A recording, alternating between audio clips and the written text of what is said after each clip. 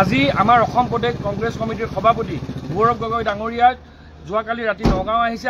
আজি নগাঁৱত তেওঁ বটদ্ৰৱা থান যাব আৰু তাৰপিছত মৰিগাঁও যাব। কালি ৰাতি আমি নগাঁওখন আমাৰ ফ্লেগ বেনাৰ দলীয় ফ্লেগ বেনাৰ আমি সজাইছিলোঁ আৰু ৰাতিপুৱা 6টা বজাৰ পৰা নগাঁও মিউনিচিপালিটিয়ে সকলোখিনি খুলি দিয়ে। আমি খবৰ পালোঁ, আমি আহিলোঁ। এয়া দেখা গৈছে যে এইখন গাড়ী আৰু দুখন টোটেল 3খন গাড়ীয়ে তেওঁলোকে খুলিছে। আমি মিউনিচিপালিটিৰ অফিচাৰক আমি ফোন কৰিলোঁ। অফিচাৰে আমাক জনালে যে ইঞ্জিনিয়াৰে আমাক জনালে যে মই নাজানো। তাৰপিছত আমি যিটো এজেঞ্চিয়ে লগাই সেই এজেঞ্চিক আমি সুধিছোঁ, ক'লে। তাৰপিছত আমি মিউনিচিপালিটিৰ যিজন এক্সিকিউটিভ অফিচাৰ, আমি এক্সিকিউটিভ অফিচাৰক সুধিলোঁ। তেওঁ কৈছে যে মই নাজানো। তাৰপিছত আমি মিউনিচিপালিটিৰ অফিচত গ'লোঁ, তেওঁলোকে ক'লে নাজানো। আজি ইয়াত আহি আমি পেলাই এইখিনি আমি ইয়াত দেখিছোঁ যে চাওক কেনেকৈ তেওঁলোকে খুলিছে। হয়, তেওঁলোকে বেনাৰ পোষ্টাৰ যেতিয়া ইয়াত লগায়, কি পাৰ্মিশ্যন ভিত্তিত লগায়? তেওঁলোকে এতিয়া পাৰ্মিশ্যনৰ কথা কৈছে যে বেনাৰ পোষ্টাৰ লগাবলৈ পাৰ্মিশ্যন আছিল নে নাই, সেই তেনেকুৱা ধৰণৰ কথা কৈছে। আমি এতিয়া ইয়াত ৰখাইছোঁ, এইখিনি আমাৰ ইয়াত নমাই দিব লাগিব।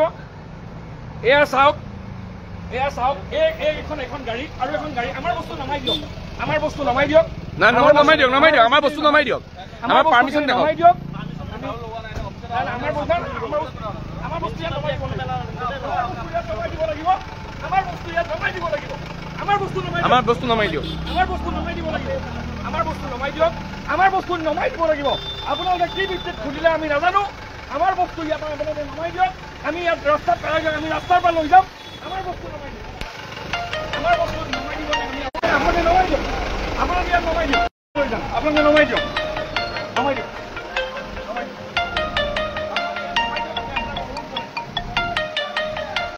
আপোনালোকে নমাই দিয়ক। আমি কোনো আমাৰ বস্তু আপোনালোকে ইয়াত নমাই দিয়ক। ইয়াত চাওক, 2 গাড়ী মাল, 2 গাড়ী আমাৰ দলীয় পোষ্টাৰ কেনেকৈ খুলি পেলাই ৰাতিপুৱা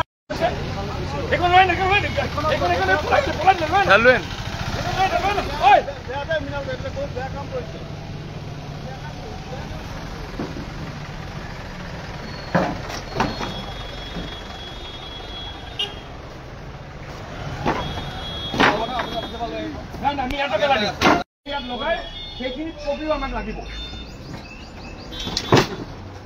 এতিয়া চাওক, এখন গাড়ী পলাই গৈছে এতিয়া, আৰু এখন গাড়ী এয়া চাওক।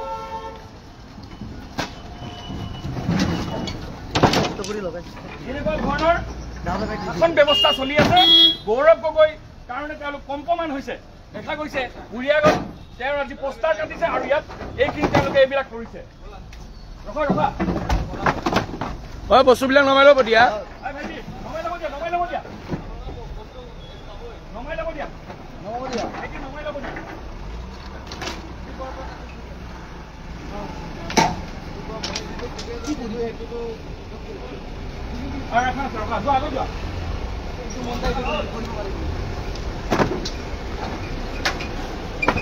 এনেকে ভাবে চৰকাৰ চলিছে। চাওক, এনেকে ভাবে চৰকাৰ চলিছে। 2খন গাড়ীৰে ৰাতিপুৱাৰ পৰা কোনো কথা নাই, বতৰা নাই, তেওঁলোকে খুলিছে। খুলি পেলাই তেনেকুৱা ধৰণৰ তেওঁলোকে কৰিছে। আজি আমি দেখিছিলোঁ যে ৰুলিং চৰকাৰ ভাৰতীয় জনতা পাৰ্টিৰ কিবা প্ৰগ্ৰেম থাকিলে তেওঁলোকে বহুতখিনি বস্তু তেওঁলোকে লগায় এনেকৈ। আজি আমাৰ যেতিয়া আমি লগালোঁ, কোনো অফিচাৰে নাজানে যে কাৰ নিৰ্দেশনাত এইটো হৈছে, কাৰ নিৰ্দেশনাত এনেকৈ খোলা গৈছে। আমাক ইয়াৰ উত্তৰ লাগিব।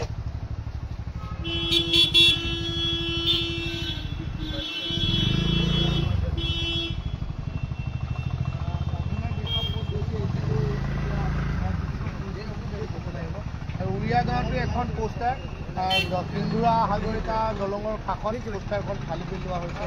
মুখখন গৌৰৱ গগৈৰ মুখখন কাটি পেলোৱা হৈছে। এই ক্ষেত্ৰত আপুনি কি প্ৰতিক্ৰিয়া প্ৰকাশ কৰিব? এইটো এটা প্ৰি প্লেন হৈছে, চাওক, ইখন গাড়ী মিউনিচিপালিটি অফিচত আছে। আমি এতিয়া মিউনিচিপালিটি অফিচত যাম। চাওক, প্ৰি প্লেনভাৱে তেওঁলোকে কৰিছে। তেওঁলোকে ৰাতিপুৱা 6টা বজাৰ পৰা এইটো কাম আৰম্ভ কৰিছে। আমি অফিচাৰক ফোন কৰিছোঁ, অফিচাৰে নাজানো কৈছে। যোনটো এজেঞ্চিয়ে কাম লয় তেওঁলোকক ফোন কৰিছোঁ, তেওঁলোকে নাজানো কৈছে। আজি এইটো আমি জানিবলৈ বাকী নাই যে এইটো ওপৰ মহলাৰ নিৰ্দেশনত হৈছে। গৌৰৱ গগৈ ডাঙৰীয়াৰ দেখিছে যে হাজাৰ হাজাৰ মানুহ লোক ওলাই আহিছে, তাৰ বাবে এইটো কৰিছে। কিন্তু এনেকুৱা ধৰণৰ কাম কৰিব নাপায়, এনেকুৱা ধৰণৰ কাম কৰিব নাপায়।